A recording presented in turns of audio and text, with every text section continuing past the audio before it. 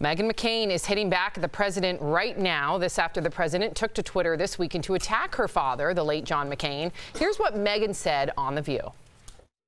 He spends his weekend obsessing over great men because he knows it and I know it and all of you know it. He will never be a great man. Your life is spent on your weekends, not with your family, not with your friends, but obsessing over great men you could never live up to. That tells you everything you need to know about his pathetic life right now.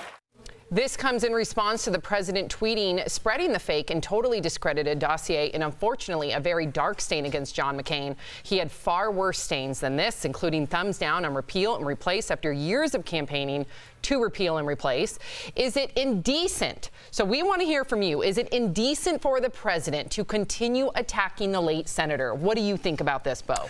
Well, I can see both sides of this because there is an argument to be made that let a dead man rest in peace. I see that. I do see that argument. I think a lot of people would agree with that. However, there is an argument, counter-argument to be made that John McCain was obsessed over Donald Trump and was spreading a dossier that he knew to be unverified, he knew to be untrue, was willing to meet with the Obama DOJ to try to get this election undermined. So I ask you as a panel to say, this is the only way I can kind of relate to it is, if someone that was an ally or a confidant of yours from 2 years ago said something about you that was false or you knew to be false, and that was affecting you right now at this job for as long as DBL has been on the air and you were being investigated constantly, how would you react? I think that's a great point. It's a great way to look at it. I think in this situation, for me, it's subjective because do you believe that Donald Trump is either protecting his name or do you believe that he's using John McCain as a scapegoat because he can't defend himself? That's how I feel.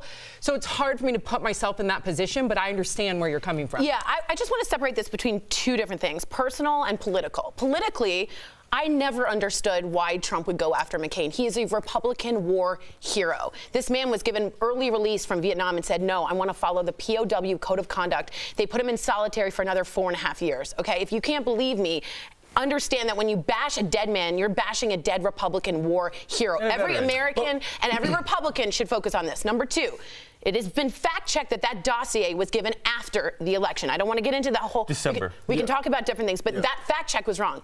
Personally, I got to go with McCain here, Meghan McCain. He is obsessed with this man.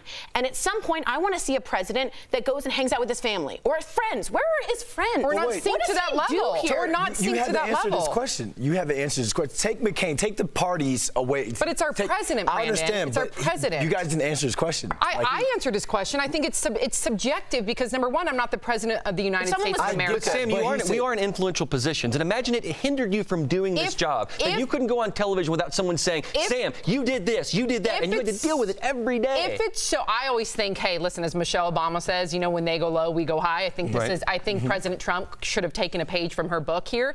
But in this case, it depends if he believes he's right or not. A lot of people don't think that he even believes himself, that he is just trying to deflect.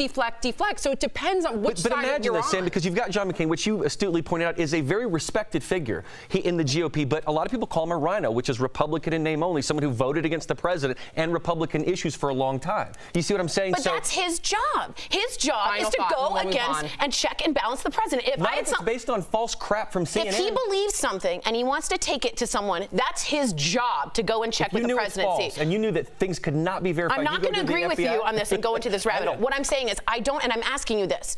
What is the good of bashing a really great American when you showed up in Vietnam at 70 after bone spurs surrounded by Secret Service? If you think that the FBI and DOJ have been weaponized by a previous administration and that your senator was responsible in that, I don't care what party you're part of, you're going to say, you know what? Don't drag a dead man into this. Well, I know he can't defend himself, and I get that, but guess what? He's still responsible for his actions. He's got to be. I don't want a president to act like that. Well, we are gonna table this. We want you to chime in. It's a great discussion. You are our fifth host, so make sure that you chime in using the hashtag DBLTake.